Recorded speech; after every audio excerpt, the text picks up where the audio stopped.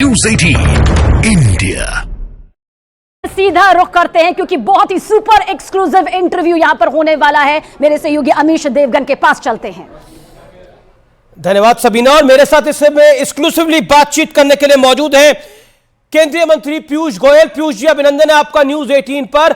और सबसे पहले तो बजट आ गया है और हमेशा कहा जाता है कि चुनाव से पहले चुनावी बजट आएगा, लेकिन इस बार मोदी सरकार ने इस ट्रेंड को बदला है।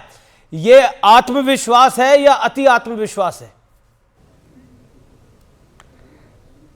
सवाल यह है कि माननीय प्रधानमंत्री नरेंद्र मोदी जी ने 10 वर्ष में जिस प्रकार से भारत की अर्थव्यवस्था को एक कमजोर अर्थव्यवस्था से विश्व की 5वीं सबसे बड़ी और तेज गति से बढ़ने वाली अर्थव्यवस्था बनाया, आज मैं समझता हूं ये इंटरिम बजट के माध्यम से प्रधानमंत्री जी ने एक आधारशिला रखी है। आगे के अमृतकाल के वर्षों में कैसे भारत एक विकसित भारत बनेगा। आत्मविश्वास तो हमारा है और आत्मविश्वास बड़ा मजबूत है कि भारत के लोग 140 करोड़ भारतवासियों के संयुक्त प्रयास से, हर गरीब, हर महिला, हर युवा, हर किसान के सबके प्रयास से जो देश में तेज गति से विकास होने जा रहा है, भारत को कोई रोक नहीं सकता। अब भारत सही दिशा में चल रहा है और भारत आगे चल के विश्व को सही दिशा में लेके जाएगा।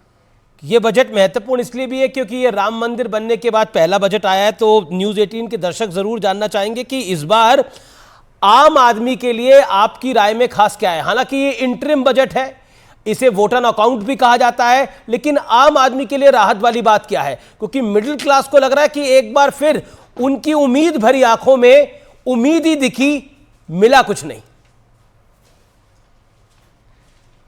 आमिश जी, ये बहुत घिसे पिटे पुराने वाक्य हो गए हैं। वास्तव में तो ये इंटरिम बजट है, आपने सही कहा। पूरा बजट तो जुलाई में पेश होगा, लेकिन उसके बावजूद आप सोचिए कि माननीय वित्त मंत्री ने किस प्रकार से आगे का जो दिशा दिखाई है। इसमें 2 करोड़ मध्यम वर्गीय परिवारों के लिए घर की बात रखी गई है। किस प्रकार से जो करदाता हैं उनको पुरानी मुसीबतों से राहत दिलाने के लिए पुराने केस वगैरह खत्म करने से 1 करोड़ करदाताओं को राहत की बात बताई गई है। किस प्रकार से माननीय वित्त मंत्री जी ने 3 करोड़ लखपति दीदियों बनाने की बात रखी है।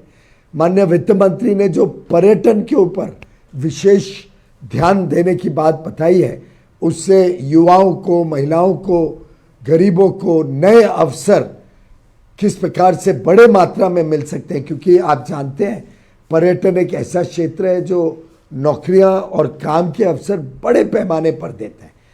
और सबसे बड़ी बात तो जो निवेश हो रहा है भारत में, डोमेस्टिक निवेश भी घरेलू और विदेशी निवेश भी, और उसके अंतर्गत जो आधारभूत सुविधाएं, इंफ्रास्ट्रक्चर पे केंद्र सरकार 11,11,000 करोड़ रुपए केंद्र सरकार खर्चेगी, राज्य सरकार और निजी और विदेशी निवेश अलग।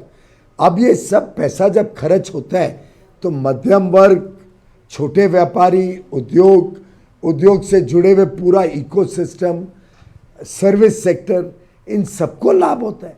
तो एक प्रकार से ये एक ऐसा बजट है जिसने किसी को भी पीछे नहीं छोड़ा। इसने गरीबों का भी कल्याण किया, इसने युवाओं को एक नए अवसरों का भरमार दिया,